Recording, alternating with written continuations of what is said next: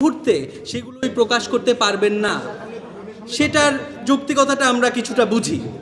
তবে আমার মনে হয় না যে এটাকে অজুহাত দেখিয়ে অনেক দিন ধরে সেই নাম প্রকাশ হবে না, সেটা কোনোভাবেই আমরা মেনে নিব না।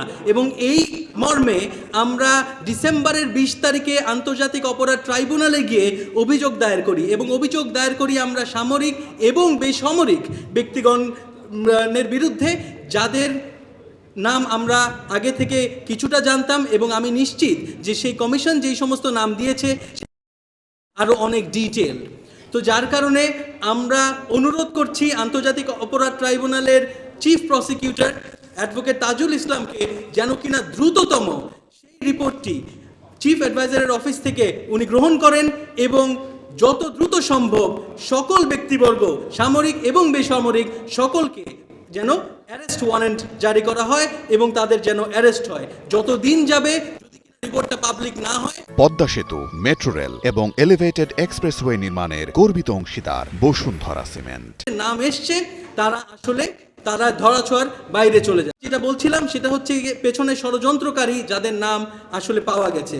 তবে যদিও কিনা আমরা জানি যে বিডিআর যেই কমিশন গঠন করা হয়েছে সেটার কার্যবিধি অনুসারে তারা অনগোয়িং ট্রায়াল অথবা বিচারাধীন অবস্থায় যেই সমস্ত ট্রায়াল হচ্ছে সেগুলোর ভেতরে তারা ঢুকতে পারেনি। তবুও আমার মনে হয় যে শহীদ পরিবারবর্গের যে প্রতিক্রিয়া, যেই ট্রায়াল হচ্ছে বিডিআর জওয়ানদের যে অনগোয়িং ট্রায়াল, সেই বিষয়ে আমাদের প্রতিক্রিয়া জানানোটা প্রয়োজন। আমি যদি একটু খুব সংক্ষেপে বুঝিয়ে বলি, সেটা হচ্ছে যে ট্রায়ালটি মূলত মোটা দাগে 3 ভাগে ভাগ করা হয়েছে।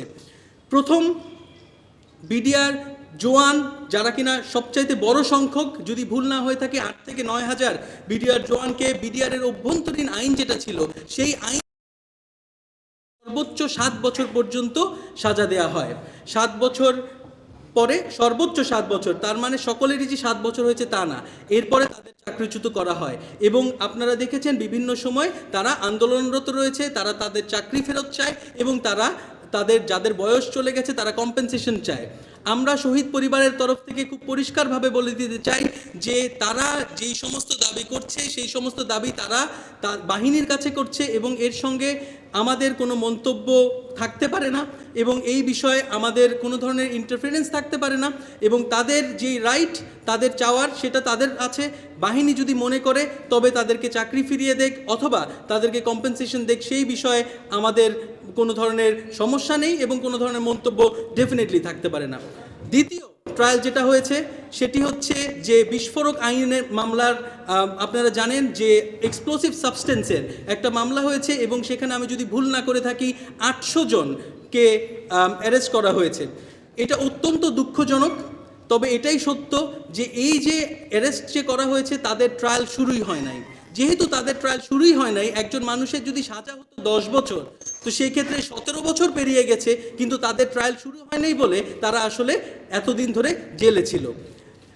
এখন এই মুহূর্তে যেহেতু আর শেখ হাসিনার কোর্ট নাই, তো যার কারণে আস্তে আস্তে করে বেইল হওয়া শুরু করেছে, এবং আমরা মনে করি যে বিচার বিভাগ যদি মনে করে তাহলে সেই ক্ষেত্রে তাদেরকে জামিন দেখ।